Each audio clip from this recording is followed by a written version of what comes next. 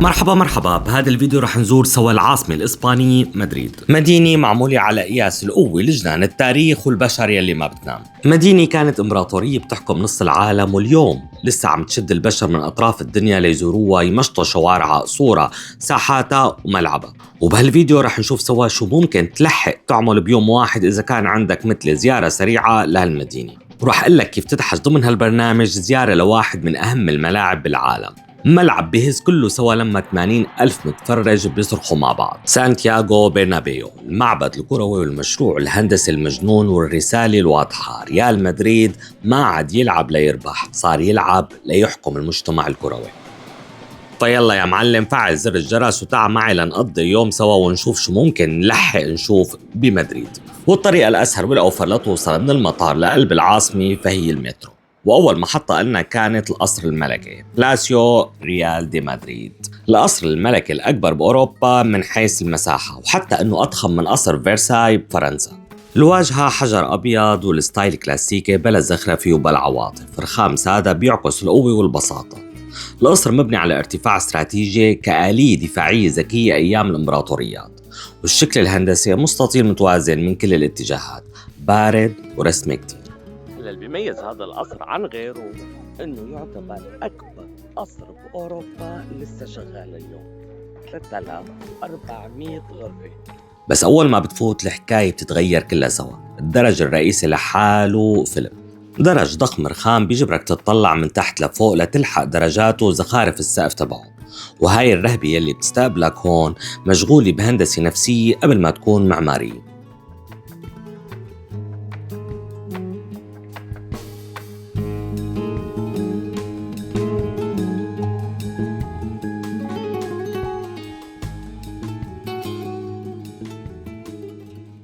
القصر هذا فيه أكثر من 3400 غرفة، يعني إذا فرضنا أنك رح تنام بغرفة كل يوم فبدك تقريبا 9 سنين لتكمله، تخيل.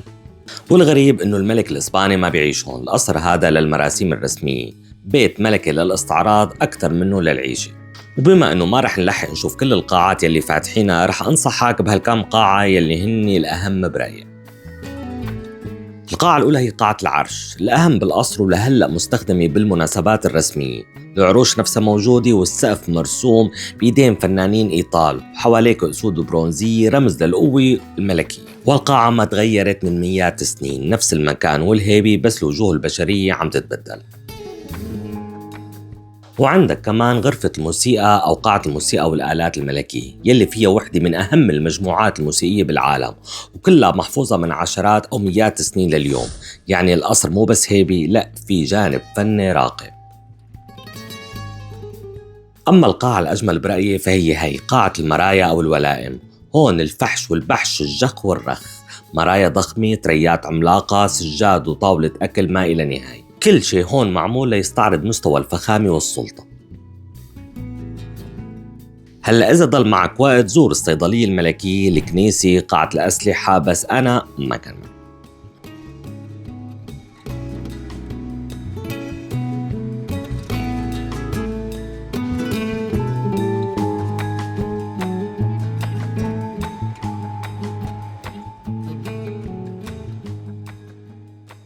أما المكان الثاني يلي زرته يلي لازم تزوره فهو بلازا مايور. هالساحة يلي شايفينها اليوم رمز للجمال والتاريخ والتراث، كانت بيوم من الأيام مكان للإعدامات العلنية ومحاكم التفتيش ومصارعة التيران قدام الناس. هالساحة مصممة بشكل مسكر تقريبا، مربعة وحواليها أبنية حمراء متطابقة بثلاث طوابق، وموجودة من القرن ال17 ببلاكين ال230، وانحرقت 3 مرات، وكل مرة ترجع تنبنى بطريقة أسرع وأبسط لتاخد الشكل يلي شايفينه اليوم. وبالنص عندك تمثال فيليب الثالث على الحصان، والقصة انه هالتمثال مجوف من جوا، وكانت الطيور يا اخطي تفوت وما تعرف تطلع، لهيك وقت رمموه كان مليان طيور ميتة من جوا. هالمكان الحلو بالنهار وبالليل شاف موت أكتر ما عم يشوف حياة اليوم، وشاف دم أكتر من القهوة.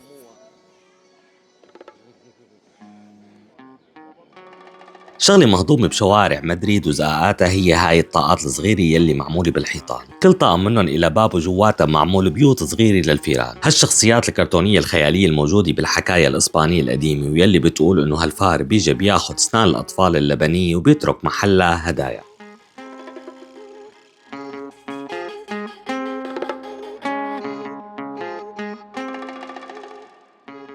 وتوأم البلازا مايور هي الساحة الثانية الأشهر بمدريد، بويرتا ديل سول أو بوابة الشمس، قلب إسبانيا حرفياً. من هون بتنقاس كل الطرق بالبلاد، وهي البلاطة الصغيرة اسمها الكيلومتر صفر، ومنها بتنحسب المسافات لكل المدن الإسبانية. أما بوابة الشمس فهالاسم جاي من إنه هالمكان كان بوابة بأسوار مدينة مدريد القديمة. بهالمكان صار في كتير مظاهرات وثورات واحتفالات، وإسا له أهمية كبيرة براس السنة.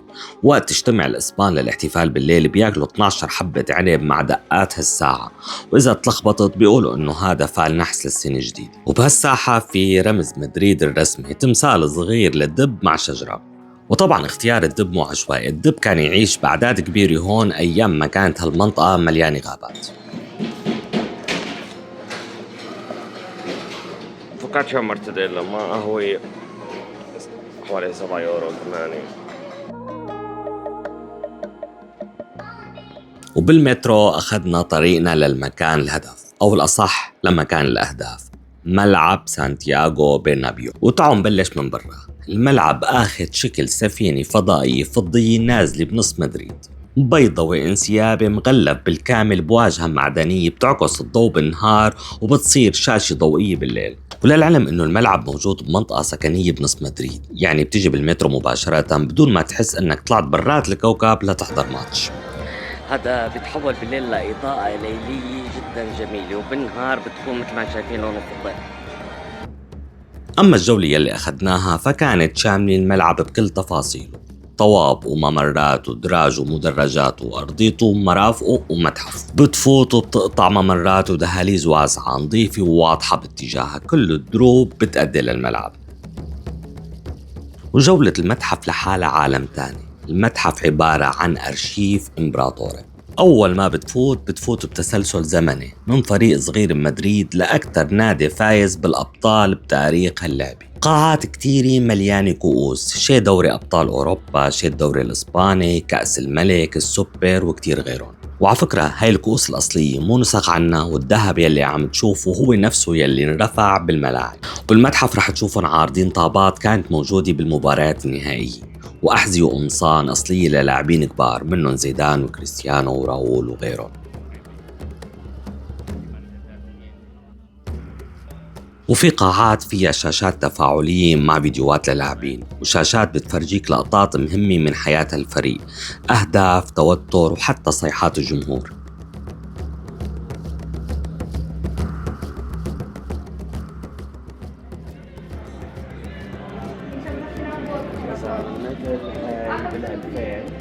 كأس أوروبا والفاينل كان مع فالنسيا.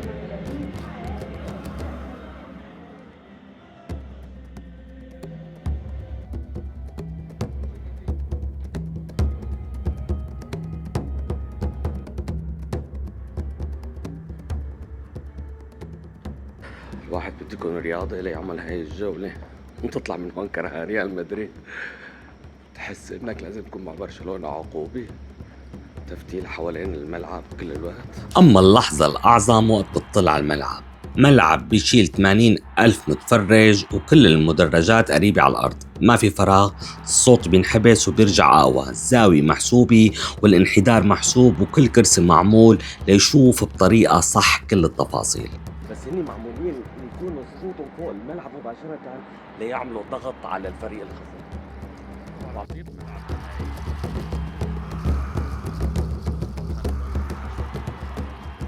أما الجنان الرسمي فهو بالأرضية، العشب بيتحرك كله سوا، بينسحب تحت الأرض 3 أمتار لما كان في نظام تهوية وإضاءة صناعية وكنترول لرطوبة، وهالشي بيضمن إنه العشب يضل ممتاز للمباريات الجاي.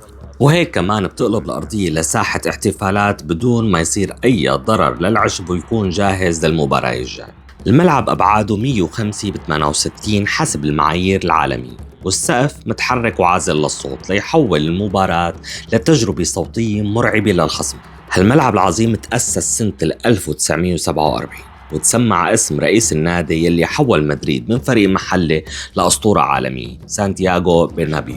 بس امبابي هيك فكرة المقاعد مريحة. والمعروف عن هالملعب انه ما بيصفق لاي حدا، جمهوره صعب كتير، بس اذا حبك بيخلدك. وبجولة بالشوب سنتر يلي مليان تفاصيل ريالية ختمنا هالجولة يلي على فكرة فينا نقول انها متعبة. في طلوع ونزول ودراج كتير، ومعمولة بطريقة انه ما تخليك تحس انه في شيء لسه ما شفته.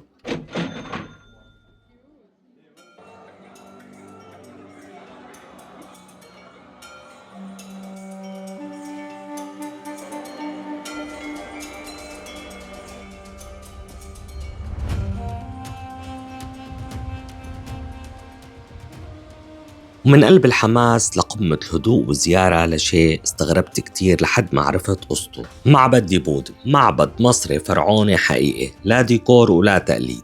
معبد كان موجود من أكثر من 2200 سنة بجنوب مصر قريب من أسوان، وحاليا موجود بنص مدريد يلي هو تماما أقدم منه. أما شو عم يعمل هون؟ فالجواب كالتالي: لما مصر بنت السد العالي بالستينات كانت معابد كتير رح تغرق تحت المي. إسبانيا ساعدت بإنقاذ الآثار المصرية بوقتها، فمصر قالت شكراً وعطيتها هالمعبد هدية. انفك حجر وحجر من مصر وتركب حجر وحجر بإسبانيا.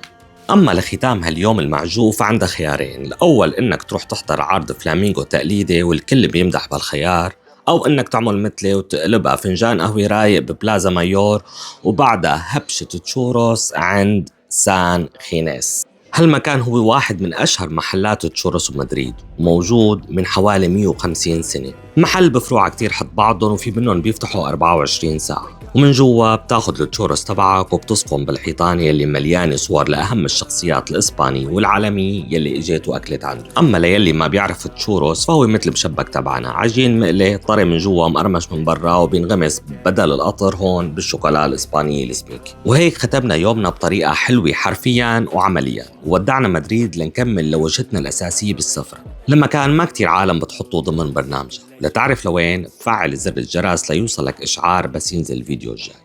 سلام.